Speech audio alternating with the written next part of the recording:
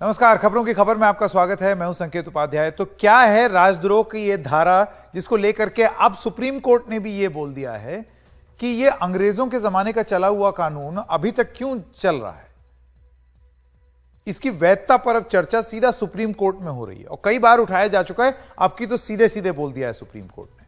तो खबरों की खबर में जैसे कि हम हमेशा करते हैं, खबर को पहले समझते हैं। क्या है राजद्रोह की यह धारा? लेख भाषण के जरिए भारत सरकार के खिलाफ नफरत फैलाने की कोशिश अपराध है। भारत सरकार, अंग्रेजों के जमाने का कानून, उस समय अंग्रेजों के खिलाफ बोलना एक जुर्म था। यह कानून अभी भी चलता चला आ रहा है। दोषी पाए जाने पर 3 साल की जेल, कुछ मामलों में आजीवन कारावास। भारत सरकार मतलब संवैधानिक तरीके से बनी सरकार, ना कि सत्तारूढ़ दल या नेता। देश की संप्रभुता के खिलाफ बयान, अभिव्यक्ति की आजादी के अधिकार का हिस्सा नहीं।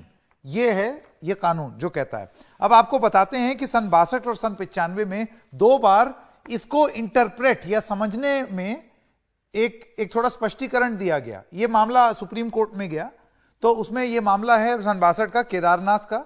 केदारनाथ बनाम बिहार राज्य, प्रशासन पर टिप्पणी राजद्रोह नहीं। सन 62, सोचिए, तब से चला आ रहा है।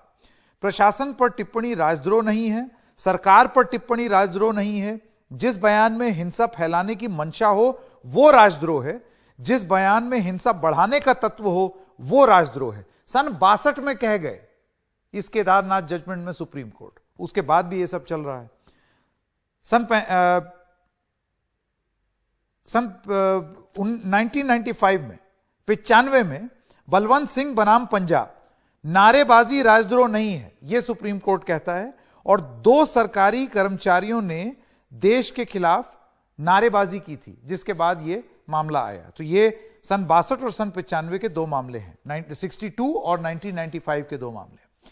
अब आइए आपको बताते हैं कि राजद्रोह कानून की वैधता का जो परीक्षण है, जिसके ऊपर सुप्रीम कोर्ट ने आज बोला है, वो क्या है। सुप्रीम कोर्ट इसकी वैधता का परीक्षण करेगा। केंद्र सरकार को नोटिस दिया है, अन्य याचिकाओं के साथ सुनवाई होगी। राजद्रोह कानून संस्थाओं के कामकाज के लिए गंभीर खतरा है, ऐसा सुप्रीम कोर्ट का मानना है। और सीजेआई जो है वो कहते हैं राजद्रोह का इस्तेमाल बढ़ई को लकड़ी का टुकड़ा काटने के लिए आरी देने जैसा है। बहुत ही सीरियस बात, जो ऑब्जर्वेशंस हैं वो बहुत ही सीरियस हैं। इसके साथ और भी कई ऐसे मामले हैं जो कि अब ग्राफिक्स के माध्यम से आप देखेंगे कि किस तरीके से राजद्रोह के कानून का दुरुपयोग हुआ है, कैसे ये मामले बढ़े हैं। जैसे 2014 के बाद 96% राजद्रोह के मामले, 96% राजद्रोह के मामले हुए हैं। 2014 से 2020 तक हर साल 28% राजद्रोह के मामले बढ़े हैं। करीब 405 लोगों पर राजद्रोह के मामले हुए। 150 लोगों का प्रधानमंत्री मोदी के खिलाफ बयान था। यह 2014 से अब तक की बात मैं बता रहा हूं। 144 लोगों का यूपी के सीएम योगी के खिलाफ बयान था। सीएए के खिलाफ बोलने पर 2019 में 25 केस दर्ज हुए। हाथरस गैंगरेप के बाद 22 केस दर्ज हुए। पुलवामा हमले के बाद 27 मामले दर्ज हुए। तो आप देख रहे हैं कि मतलब बोल देने पर।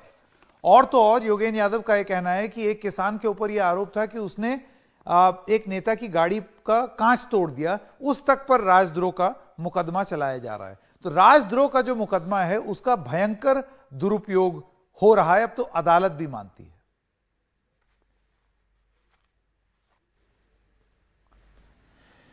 केटीएस तुलसी, वरिष्ठ अधिवक्ता सुप्रीम कोर्ट, हमारे साथ जुड़ गए हैं। केटीएस तुलसी जी, आपका बहुत बहुत धन्यवाद। मैं सबसे पहले आपसे शुरू करना चाहता हूं यह पूछ करके कि अदालत का अब यह कहना कि इन मामलों का दुरुपयोग हो रहा है और उसकी वैधता पर सुप्रीम कोर्ट इस बारे में बात कर रही है कि अंग्रेजों का कानून अभी क्यों लागू हो रहा है, आपको लगता है कि अब समय आ गया है इसको हटा दिया जाए? इस कानून की जगह आज की डेट में है ही नहीं। मैं ये समझता हूँ कि 124 सेक्शन 124 आईपीसी का बहुत भयानक दुरुपयोग हो रहा है। पहले जब ये मामला कई बार सुप्रीम कोर्ट में आया तो उस वक़्त ये सोचा गया कि इसको रीड डाउन किया जाए, तो रीड डाउन करके ये सेव हो सकता है। इसको रिपील करने की, क्वॉश करने की, अनकॉन्स्टिट्यूशनल डिक्लेयर करने की आवश्यकता नहीं पड़ेगी। क्योंकि उनका उस वक़्त ये उम्मीद थी कि जो सरकार है और जो पुलिस है वो इस बात को समझेगी कि जो आर्टिकल 19 में freedom of speech and expression है उसको कर्टेल नहीं किया जा सकता। जो आर्टिकल 19(2) में है उसी वजह से किया जा सकता है, मगर हर बार क्रिटिसिज्म सरकार का जो है वो देशद्रोही नहीं कहलाया जा सकता। देशद्रोही के लिए जब आपने प्रोत्साहित किया लोगों को कि विद आर्म्ड रिबेलियन के लिए, और जब प्रोत्साहित किया तो उसके बाद आर्म्ड रिबेलियन हुई और उसके बाद हिंसा फैली, तब 124 बनता है। मगर 124 सरकार को क्रिटिसाइज करना या प्रधानमंत्री को करना या मुख्यमंत्री को करना, ये अपने आप में कभी भी सिर्फ क्रिटिसिज्म जब हो, ना तो आपके पास हथियार है ना आपके सुनने वाले के पास हथियार है, तो इसलिए ये बिल्कुल दुरुपयोग है। पुलिस को अब ट्रस्ट नहीं किया जा सकता कि वो इसका फाइन डिस्टिंक्शन जो सुप्रीम कोर्ट ने निकाला था कि जब आर्म्ड रिबेलियन हो तभी 124 लागू होगा, वो सरकारों के समझ में नहीं आता है। सरकारें अपनी तरह से चलती हैं। तुलसी जी, देखिए इसमें आपने ये बड़ी अहम बात बोली कि पुलिस वाले इसका फर्क भेद ठीक से नहीं कर पाते हैं, लेकिन हमने देखा है कि राजद्रोह के कानून का राजनीतिक रूप से उपयोग होता है या दुरुपयोग होता है। तो ये कह देना कि पुलिस वाले ठीक से समझ नहीं पा रहे हैं, शायद पुलिस वाले जो हैं वो समझते हों, लेकिन जो राजनीतिक दबाव है कि भाई ये कानून डालो, क्योंकि ये तो हथियार की तरह इस्तेमाल हो रहा है ना, तो आपको नहीं लगता है कि अगर आपको ठीक है, आपको वायलेंस को रोकना है, तो उसके लिए इस कानून को हटा करके एक नया कानून बनाइए? ये पुराना कानून क्यों चला है? नहीं, नया कानून है। अगर कोई हिंसा फैलाता है या हिंसा करता है, वो 323 से लेकर 302 तक सजा है, उनको सजा भुगतनी पड़ेगी। हर चीज का अलग कानून बनाने की आवश्यकता नहीं है। ये कॉम्प्रिहेंसिव कानून है पीनल कोड में और बहुत सेटिस्फैक्टरी चलता है। मगर ये सिर्फ कहना कि हर केस में सरकार का इंटरवेंशन होता है शायद ठीक नहीं हो, मगर पुलिस भी अपनी जानबूझ के भी और लैक ऑफ अंडरस्टैंडिंग की वजह से भी इसका दुरुपयोग करते हैं। और दुरुपयोग in spite of supreme court ने कितनी जजमेंट्स दी हैं, उसके बावजूद ये साबित होता है कि ये देखा जाता है कि इसका दुरुपयोग होता है। तो एक ही तरीका है कि इसको रद्द करना चाहिए। रद्द करके अगर बात बोल रहे हैं, कोई भी इसकी। जी तुलसी जी, आप अपनी बात खत्म कर लें, आप कुछ कह रहे थे। ये मेरे विचार में तो कोर्ट ने मौका दिया है सरकार को कि सरकार अपने आप वापस ले ले। अगर सरकार वापस नहीं लेती है तो अदालत भी इसको रद्द कर सकती है। जी, आप हमारे साथ बने रहिए। विकास सिंह नहीं किया जाना चाहिए। विकास सिंह भी अब हमारे साथ जुड़ गए हैं, वरिष्ठ अधिवक्ता सुप्रीम कोर्ट। विकास सिंह जी, आपने अभी सुना तुलसी साहब का ये कहना है कि सरकारें चाहें तो अपने आप ही इसको वापस ले सकती हैं, क्योंकि इसका मौजूदा स्थिति जो है आज के इस जमाने में इस कानून की जरूरत नहीं है। इसकी बुनियाद ही अंग्रेजों द्वारा रखी गई थी और एक स्पेसिफिक पर्पस, एक काम के लिए यह कानून लाया गया था कि उस समय की अंग्रेजी हुकूमत के खिलाफ कोई ना बोले। आज की डेट में सरकारें इसको अपने लिए इस्तेमाल करती हैं। देखिए संकेत, एक कानून का दुरुपयोग हो रहा है। इस ग्राउंड पे कानून को वापस नहीं लिया जाना चाहिए, ना लिया जाएगा मेरे हिसाब से। कानून का अगर दुरुपयोग हो रहा है तो उस दुरुपयोग को बंद करने का उपाय सोचना पड़ेगा। उपाय यह है कि जब हमारे आईपीसी सेक्शन एज जो चल रहा था इंडिपेंडेंस के पहले से, उसी सेक्शन पर एज इट इज रहने दिया, तो एक सवाल उठा सुप्रीम कोर्ट में केदारनाथ सिंह के केस में कि ये सेक्शन की अब जरूरत है कि नहीं है।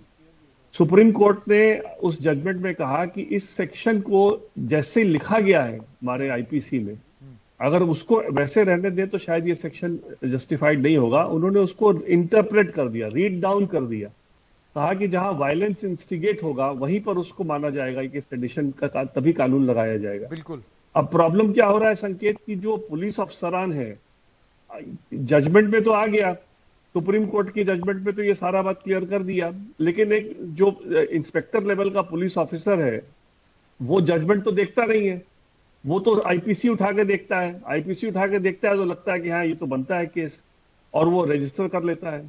तो इसलिए इसमें सुप्रीम कोर्ट को मेरे हिसाब से या तो पार्लियामेंट को करना चाहिए, नहीं तो सुप्रीम कोर्ट को करना चाहिए कि अब ये जो कानून लिखा जाए, जो कानून किताब में लिखा गया है उसको अमेंड करके, और केदारनाथ सिंह में जो जजमेंट सुप्रीम कोर्ट ने जो दिया है उसके जो पोर्शंस हैं उस सेक्शन में ऐड कर दिए जाए। दुरुपयोग की वजह से कानून को हटाना मेरे हिसाब से ठीक नहीं है, पर क्योंकि विकास जी ऐसे और भी कानून में बहुत प्रावधान है कि अगर कोई हिंसक हो रहा है और हिंसा फैला रहा है, तो जैसे अभी तुलसी साहब कह रहे थे कि और भी तमाम कानून हैं, इस कानून को लाद के रखने के पीछे क्या लाभ? क्योंकि इसमें एक राजनीतिक लाभ ही दिखता है विकास जी। मैंने जैसे कि अभी थोड़ी देर पहले बताया 2014 से 2020 के बीच में जिस तरीके से मामले बढ़े हैं, जिसमें पुलवामा हमले के बाद 27 मामले, हाथरस गैंगरेप के बाद 22 मामले, सीएए के खिलाफ बोलने वालों का 2019 में 25 मामले, करीब 140 मामले सीएम योगी के खिलाफ बयान देने पर। इसका तो राजनीतिक लाभ है, जनता को तो लाभ मुझे नहीं दिख रहा। देखिए संकेत, मैं मानता हूं कि दुरुपयोग हो रहा है। मैंने भी विनोद दुआ के लिए मैंने बहस किया था, और सेडिशन का जो उनके खिलाफ केस लगाया गया था उसको सुप्रीम कोर्ट ने क्वैश भी किया है। दुरुपयोग होने का तरीका जो है, बचाने का तरीका देखना पड़ेगा ना। दुरुपयोग तो ये है कि जो भी पुलिस ऑफिसर इस तरह का केस रजिस्टर करता है, सुप्रीम कोर्ट कहे कि उस पर डिपार्टमेंटल एक्शन लिया जाए, उसको सस्पेंड किया जाए। देखिए इंग्रेडिएंट जो होता है ना ऑफेंस का, एक पुलिस ऑफिसर एक केस को रजिस्टर करने के पहले उसको देखना है कि इंग्रेडिएंट मेड आउट है कि नहीं है। अगर इंग्रेडिएंट मेट आउट नहीं है तो एफआईआर रजिस्टर नहीं हो सकता। ये बहुत ही फंडामेंटल कानून है इस देश का। और ये विकास जी आप मुझे बताइए, ये जैसे ये जो मामले हैं ये राजनीतिक दबाव साफ दिखता है। संकेत एक मेरे को कंप्लीट कर लेने दीजिए जी। तो इसलिए दुरुपयोग हो रहा है, इस ग्राउंड पे किसी कानून को हटाया जाए, ये मेरे ख्याल से कोई जस्टिफिकेशन नहीं है। जस्टिफिकेशन ये है कि पार्लियामेंट इसका संशोधन करे, और जहां तक सुप्रीम कोर्ट का सवाल है, सुप्रीम कोर्ट बड़ी ऐसी टिप्पणी करे कि जहां भी इस तरह का फॉल्स केस रजिस्टर होता है वहां उस एसएचओ को सस्पेंड किया जाए, उस पर डिपार्टमेंटल एक्शन लिया जाए।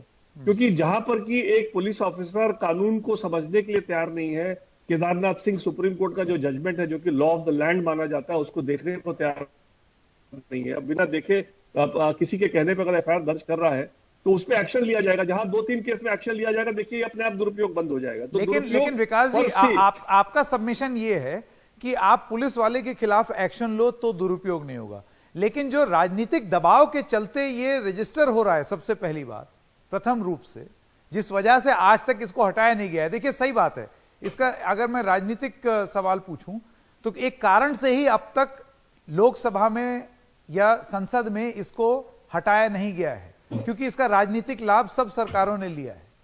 तो ऐसे में एक पुलिस वाले के खिलाफ कार्रवाई करके आप क्या अचीव कर लेंगे, क्योंकि दुरुपयोग तो कोई और कर रहा है। देखिए संकेत, जो भी पॉलिटिकल क्लास है जो उसका दुरुपयोग करना चाह रहा है, वो अपने आप कोई पॉलिटिशियन एफआईआर दर्ज नहीं कर सकता, उसके पास कोई राइट ही नहीं है, सीआरपीसी में उसके पास कोई पावर नहीं है। जहां 2-3 पुलिस अफसरों पे एक्शन लिया जाएगा, सस्पेंड किया जाएगा, तो कोई भी अपनी नौकरी को दांव पे लगा करके किसी पॉलिटिकल बॉस को क्यों खुश करेगा। इसलिए ये कहीं ना कहीं सुप्रीम कोर्ट को ये तय करना पड़ेगा कि जहां हमने केदारनाथ सिंह में जब क्लियर कट कर दिया है, तो जितने भी केस इस तरह के दर्ज हो रहे हैं गलत, 2-3 केसेस में भी अगर उन्होंने एक्शन लेने के लिए कह दिया, अपने आप सारे पुलिस अफसर समझ जाएंगे कि भाई मैं अपनी नौकरी दांव पे थोड़ी लगाऊंगा। आज के दिन में 302 का जो मामला होता है या कोई भी और क्राइम का मामला होता है, किसी के कहने पे तो पॉलिटिकल क्लास के कहने पे तो दर्ज नहीं हो जाता। ठीक है, पुलिस ही करती है। सिंपलिसिटी अगर होता है जी इस जी विकास सिंह जी, आपका बहुत बहुत धन्यवाद हमारे साथ जुड़ने के लिए और तमाम बात समझाने के लिए। अब देखना यह है कि नेता लोग संसद में इसको हटाते हैं या सुप्रीम कोर्ट फैसला लेकर के हटाता है। यही 2 तरीके हैं जिससे ये कानून हट सकता है, क्योंकि आज की डेट में इस ब्रितानी कानून की जगह दिखती नहीं है। और जिस तरीके से ये लागू होता है वो तो बिल्कुल नहीं। एक छोटे ब्रेक के लिए रुक रहे हैं, अभी हाजिर होते हैं।